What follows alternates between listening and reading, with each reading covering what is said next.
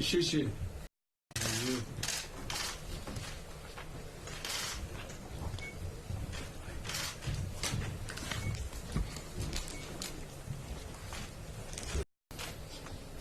Thank you, Tariq. Good afternoon once again, and thank you for joining us. We are also mobilizing the full power of the UN system. After our press conference yesterday, I briefed the Secretary General and other UN leaders, and today we had a call with more than 200 UN country representatives. It's hard to believe that just 2 months ago this virus was unknown to us. We have already learned so much about it. We know its DNA. We know it can be transmitted from one person to other. We know that those most at risk are older people and those with underlying health conditions. But there is still a lot we don't know. We don't know the source of the outbreak. We don't know what its natural reservoir is, and we don't properly understand its transmissibility or severity. To defeat this outbreak, we need answers to all those questions. And there are tools we don't have. We have no vaccine to prevent infections and no therapeutics to treat them. To put it bluntly, we're shadow boxing. We need to bring this virus out into the light so we can attack it properly. But vaccines and therapeutics are not silver bullets, and they will take time to develop. In the meantime, there are simple things everyone can do. Wash your hands regularly and cover your nose and your mouth with your elbow when you cough or sneeze. That's personal hygiene. Keeping the world safe is in our DNA. If countries invest now in prevention and research, we can avoid more cases and more costs down the line. I thank you. Thank you, Tariq. You know, there is a common enemy now, a very unknown virus. And I advise all of us that we focus on the virus, the common enemy.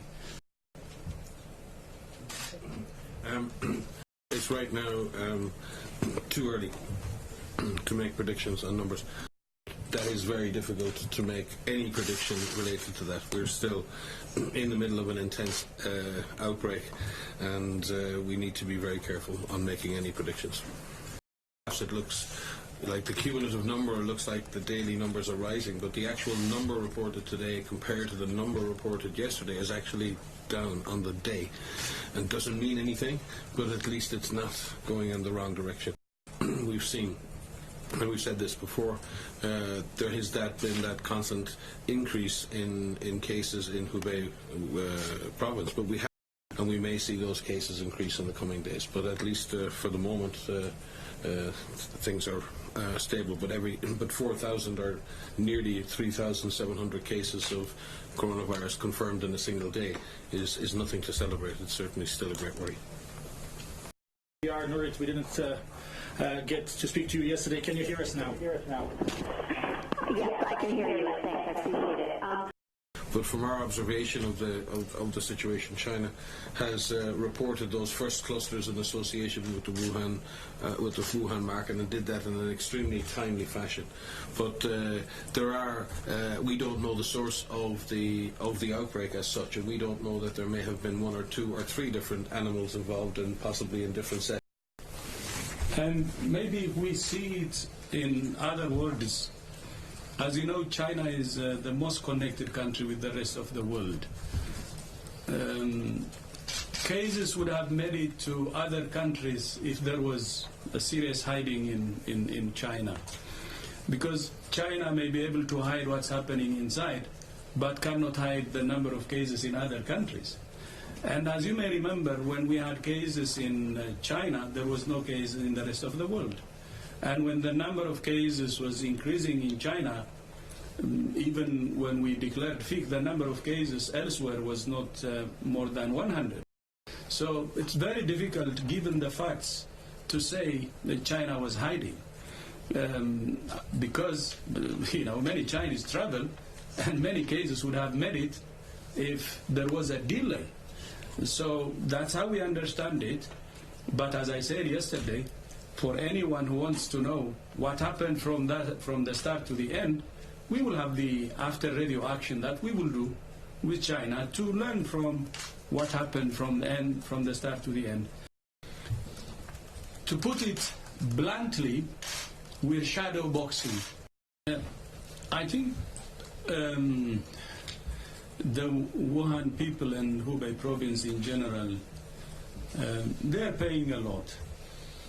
And first of all, I would like to appreciate them and thank them for their cooperation and for believing that the actions they're taking, it protects their people and also it protects the rest of the world.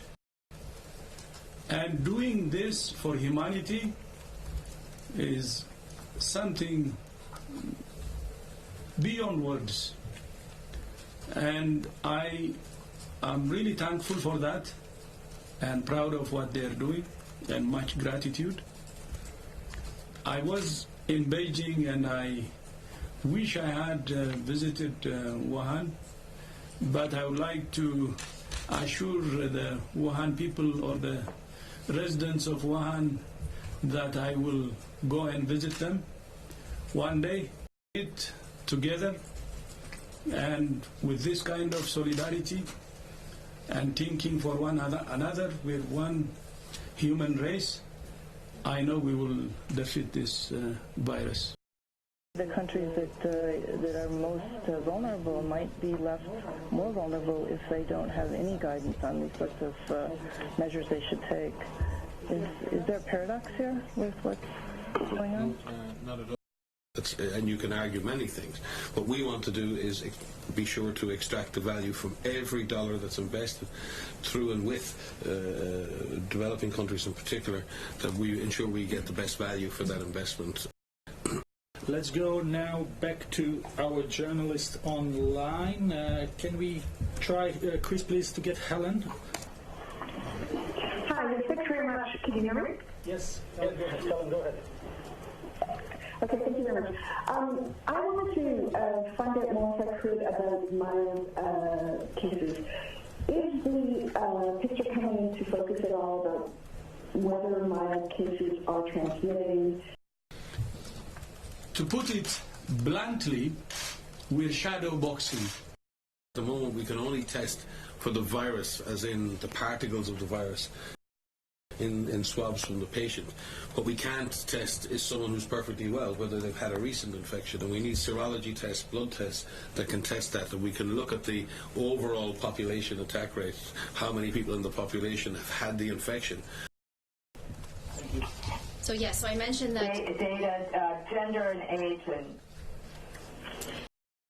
To all journalists online, and see you again tomorrow. Thank you very much, everyone. See you tomorrow. And the best. And thank you so much for joining.